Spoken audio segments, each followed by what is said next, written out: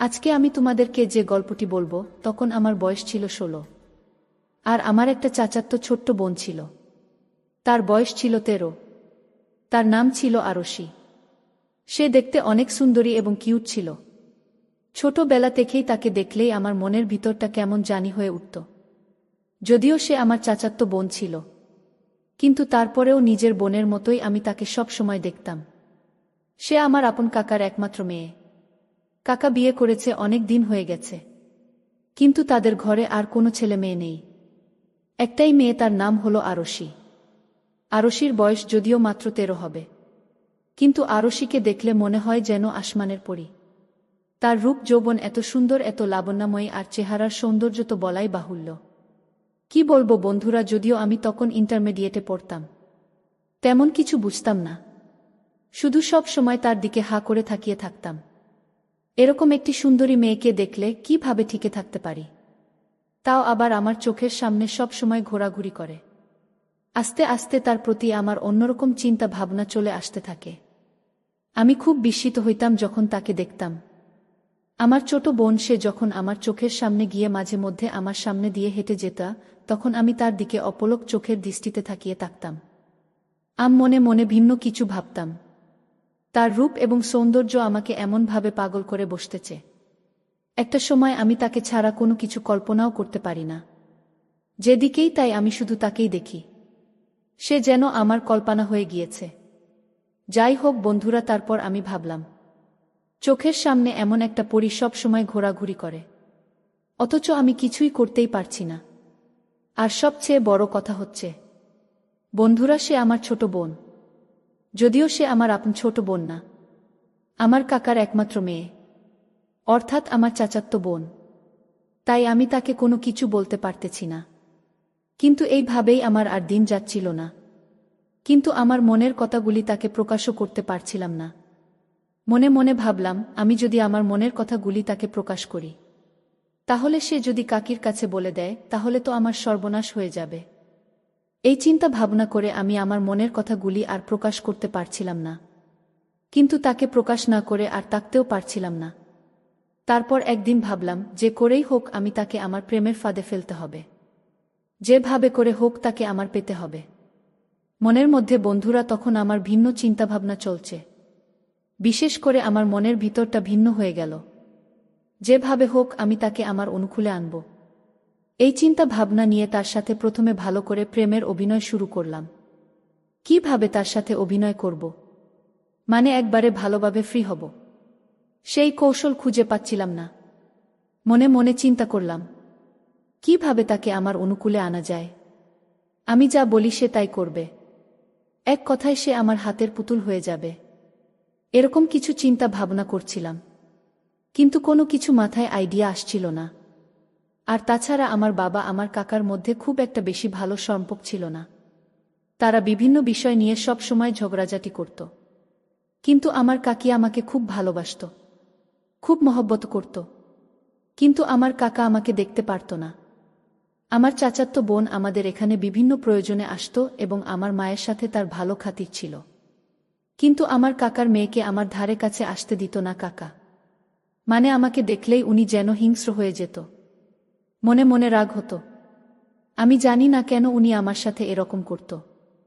আমার কাকা যদিও আমার বাবার সাথে ঝগড়াঝাটি করত মাঝে মধ্যে, কিন্তু আমি তো কাকার সাথে কোনোদিন ঝগড়া করি নাই। তাহলে আমাকে দেখে কেন আমার সাথে রাগ হতো আমি জানি না। আর এই জন্যই আমার কাকাদের বাসায় আমাদের খুব একটা বেশি যাওয়া হতো না। আমার কাকা তার মেয়ে, মানে আমার চাচাতো বোন আরশির সাথে আমাকে কথা বলতে দিত না, তার সাথে চলতেও দিত না। আমিও খুব একটা বেশি প্রকাশে চলতাম না, কিন্তু তার সৌন্দর্য আমাকে বারংবার মুগ্ধ করত। কিন্তু কাকার এই আচরণ আমাকে ভিন্ন দিকে নিয়ে যেত। মনে মনে ভাবলাম, যেভাবে হোক কাকাকে একটা উচিত শিক্ষা দিতে হবে। আরশিকে যে আমি ভালোবাসি যদি জানে, তাহলে আরও বড় কেলেঙ্কারি হয়ে যাবে। মনে মনে চিন্তা ভাবনা করলাম, আরশির সাথে আমার এমন কিছু করতে হবে যাতে কাকা আমাদের সম্পর্কটা মেনে নিতে বাধ্য হয়। সেই চিন্তা ভাবনা থেকে আমি বুদ্ধি খাটাতে লাগলাম, কি করা যায়, কিভাবে আমি আমার চাচাতো বোনকে প্রেমের আসক্ত করতে পারি, তাকে সম্পূর্ণরূপে আমার অনুকূলে আনতে পারি। এমন কিছু করতে হবে যাতে সে আমাকে ছেড়ে কখনো যেতে পারে না। তাহলে আমার চাচা আর আমাকে দেখে আর রেগে থাকবে না, বরঞ্চ জামাই আদর করবে। ভাবতে ভাবতে আমি রাতে হঠাৎ করে ঘুমিয়ে পড়লাম। কিন্তু ঘুমের মধ্যে আরশিকে নিয়ে স্বপ্ন দেখলাম। স্বপ্নটি দেখার পর আমি আরো হতবাক হলাম। ভাবলাম আমি আমার মনের মানুষটাকে কখন মনের ভাষা প্রকাশ করব এবং কখন তাকে আপন করে পাব। এই সব চিন্তা করছি আর আমাদের বাসায় বসে বসে টিভি দেখছি। হঠাৎ করে একটি নাটকের সিন ঠিক আমার জীবনের মতোই আমার চোখের সামনে ভেসে উঠল। আমি খুব মনোযোগ সহকারে দেখতে শুরু করলাম যে কিভাবে একটা ছেলে একটা মেয়েকে খুব সহজে ইমপ্রেস করতে পারে। আমি নাটকের দৃশ্যটি দেখে আমার মনটা শান্ত হয়ে গেল। ভাবলাম এই টেকনিকটা যদি আমি অ্যাপ্লাই করতে পারি, তাহলে হয়তো আমার চাচাতো বোন আমাকে কখনো ছেড়ে যেতে পারবে না এবং সে আমার কথায় উঠবে এবং বসবে। পরের দিন সকালে থেকেই চিন্তা করলাম এই কৌশলটা কাজে লাগানো। সকালে ঘুম থেকে উঠে কলেজে চলে গেলাম। কলেজ থেকে আসার সময় কিছু ভালো ভালো বিদেশি চকলেট আরশির জন্য উপহার নিয়ে আসলাম। এমনিতেই আমি তার সাথে খুব একটা বেশি কথা বলতাম না, আর আমার কাকা বলতো আমাকে তার সাথে চলাফেরার জন্য আমাকে দিত না, সেও আমাকে চলতাম না। তাই আমাদের মধ্যে দূরত্বটা ছিল অনেক বেশি। কলেজ থেকে এসে সেদিন চকলেট নিয়ে আনতে করে আমি পিছন থেকেই আরশিকে সুযোগী বুঝে ডাক দিলাম। বললাম, এই আরশি শুনো। আরশি আমার ডাক শুনে সে যেন হতবাক হয়ে গেল। সে ভাবল ভাইয়া তো আমার সাথে কথা বলে না তেমন বেশি একটা, তাহলে ভাইয়া আমাকে পেছন থেকে ডাকতেছে কেন? আরশি আমার ডাক শুনে সাড়া দিয়ে বললা, ভাইয়া আমাকে ডাকছেন? আমি বললাম, হ্যাঁ আমি তোমাকে ডাকছি। তারপর আমি কোনো কিছু না বলে তার হাতে কতগুলো বিদেশি দামি দামি চকলেট দিয়ে বললাম, আরশি আমি তো তোমাকে এখন পর্যন্ত কোনো কিছু দিতে পারি নাই। খুব ইচ্ছা হচ্ছিল তোমাকে এই চকলেটগুলো উপহার দিতাম, তাই তোমার জন্য নিয়ে আসলাম। তুমি আমার উপহারটা রাখবা? সে বলল, ভাইয়া আপনি কি বলছেন, কেন রাখব না? আপনি তো আমার বড় ভাই, আপনি আমার আপন চাচাতো ভাই, আপনি তো আমাকে চকলেট দিতেই পারেন। আমি বললাম, এই নাও, এই চকলেটগুলো অনেক টেস্টি, আমি প্রায় সময় এগুলো কলেজে গেলে খাই, তুমি খেয়ে অনেক টেস্ট পাবে। তারপর আরশি আমার এখান থেকে চকলেটগুলো নিল। আমি বললাম, আরশি এগুলো বিদেশি চকলেট, খেয়ে অনেক মজা পাবে। তারপর আমি দেখলাম আরশি চকলেটগুলো খেয়ে খুব খুশি হল। তোমাদেরকে বন্ধুরা আরেকটা কথা বেশি বলে রাখি, মেয়েরা দুটি জিনিস সবচেয়ে বেশি পছন্দ করে। 1 নম্বরে পারফিউম, 2 নম্বরে ভালো উন্নত মানের কালারফুল চকলেট। যাই হোক বন্ধুরা, তারপর আমার ছোট বোন আরশি একটা মুচকি হাসি দিয়ে আমার কাছ থেকে চলে গেল। মনে মনে ভাবলাম, এই তো আস্তে আস্তে করে আরশি আমার বসে আসছে, মনে হচ্ছে আমার স্বপ্ন পূরণ হবে। মনটা তখন আমার মনে অনেক আনন্দ নিয়ে চলে গেলাম। ভালো একটা শপিং মল থেকে আরশির জন্য রাধা কৃষ্ণের একটি গিফট নিলাম। গিফটটি খুব সুন্দর ছিল। গিফটটিতে একদিকে দিয়ে রাধা আর একদিক দিয়ে কৃষ্ণ, তারা দুজন দুজনকে খুব মোমেন্টে আছে। মনে মনে ভাবলাম, এমন একটা দৃশ্যের গিফট পেয়ে মনে হয় আরশি অনেক খুশি হবে। গিফটটা নিয়ে সন্ধ্যার পর থেকে আমি সুযোগ খুঁজছিলাম, কিভাবে আরশিকে গিফটটা দিব। কোনো সুযোগ পাচ্ছিলাম না। তারপর হঠাৎ তার জানালার পাশ দিয়ে তাকে ইশারা দিলাম। সে আমার ইশারা পেয়ে বের হয়ে আমার কাছে আসলো। আসার পর তার হাতে আমি গিফটটা দিয়ে আর কোনো কথা না বলে চলে আসলাম। আমার মনে হলো আমার গিফটটা পেয়ে সে অনেক খুশি হলো। আর সবচেয়ে বড় কথা হচ্ছে, আমার কাকাওকে আর আমাকে কখনোই একসাথে চলতে দিত না। আমরা খুব একটা ফ্রিলি কথা বলতে পারতাম না, আমাদেরকে লুকিয়ে লুকিয়ে কথা বলতে হতো। আমার গিফটটা পেয়ে পরের দিন আরশি খুশি হয়ে একটা কাগজ আমার হাতে দিয়ে চলে গেল। আমি জানতাম না সেই কাজকে কি লেখা। আমি তো অবাক হয়ে গেলাম যে আমার ছোট বোন এত সুন্দর করে চিঠি লিখতে পেরে। সে চিঠিতে কি আবেগময় কথা লিখেছে! তার কথা শুনলেই আমি কেমন জানি হয়ে যাই, তাকে পাওয়ার জন্য কল্পনায় হারিয়ে যাই। কিন্তু কিছুই করার ছিল না। আমি তাকে আমার অনুকূলে আনার চেষ্টা করছিলাম। এই ভেবে ভেবে আরশিকে তার চিঠির উত্তর হিসেবে আমিও একটা চিঠি দিলাম। চিঠিতে আমিও আমার ভালোবাসার কথা তাকে গভীরভাবে প্রকাশ করলাম। এভাবেই তার হয়ে গেল আমার একটা ভিন্ন রকম সম্পর্ক। তারপর একদিন আমি তাকে কৌশলে কিছু কথা বললাম, কিন্তু আমার কথা বেশি একটা বুঝল না।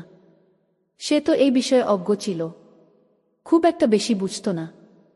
আমি ভাবলাম এভাবে হবে না, ভিন্নভাবে তাকে বুঝাতে হবে। তারপর আমি তাকে বললাম, আরশি, আমার একটা কথা রাখবা। তখন সে আমাকে বলল, কি ভাইয়া? আমি আমার ছোট বোন আরশিকে বললাম, আরশি, তুমি আমার খুব পছন্দ। এই পৃথিবীতে আমার দেখা সবচেয়ে বেশি সুন্দরী মেয়ে তুমি। আরশি, আমি তোমাকে বিয়ে করতে চাই। তোমাকে আমি না পেলে আমি বাঁচব না আরশি। আমি তোমাকে অনেক ভালোবাসি, এবং কি আমার জীবনের চাইতেও বেশি ভালোবাসি।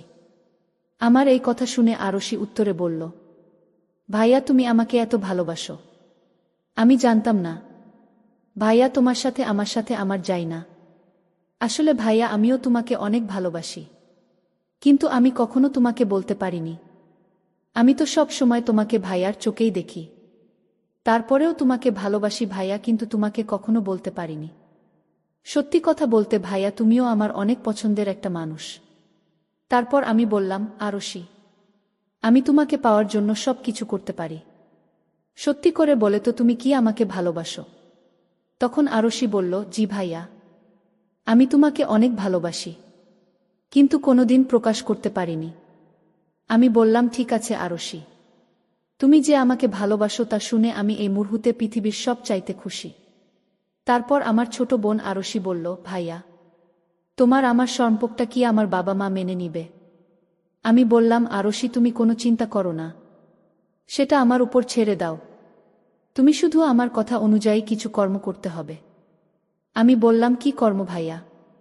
আজরে রাত্রে আমি তোমার জানালা দিয়ে আস্তে আস্তে ঠোকা দিলে তুমি বের হয়ে আমাদের বাড়ির পিছনের আম বাগানে চলে আসবা। তারপর আমি তোমাকে সব কিছু বলছি।